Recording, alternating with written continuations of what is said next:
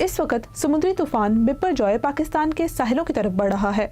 क्या आप जानते हैं कि समुद्र में छोटे बड़े तूफान आते रहते हैं और माजी में भी पाकिस्तान में ऐसे कई छोटे बड़े साइक्लोन आए हैं।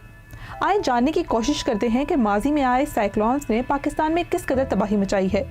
1999 में आने वाले साइक्लोन की वजह से सूबा सिंध में सैकड़ों अफराद हलाक और लापता हुए, जबकि 20 लाख लोग अफेक्ट हुए।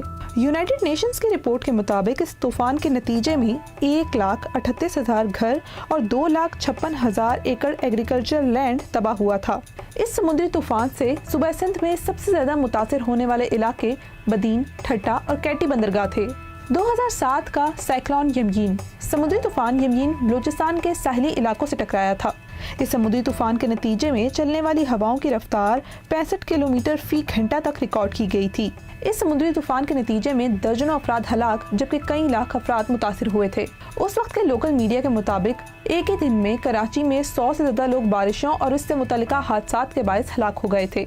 2010 का साइक्लोन फेट पाकिस्तान की तारीख में दूसरा बदतरीन तूफान समझे जाने वाला साइक्लोन की शिद्दत इस कदर थी कि इसने पूरे गवादर को उलट पुलट कर रख दिया था। समुद्री माहौलियात के माहिर के मुताबिक साइक्लोन की वजह से कराची को भी तूफानी हवाओं और मूसलाधार बारिश का सामना करना पड़ा और 16 अफराद हलाक हुए थे, जबकि मुल्क को $81 मिलियन का नुकसान उठाना पड़ा था। माहिरीन के मुताबिक 1999 और अब के तूफान में बहुत सी चीजें सिमिलर हैं। सबसे बढ़कर ये कि जो शिद्दत 1999 के तूफान की थी वही शिद्दत इस वक्त बिपरजॉय की है।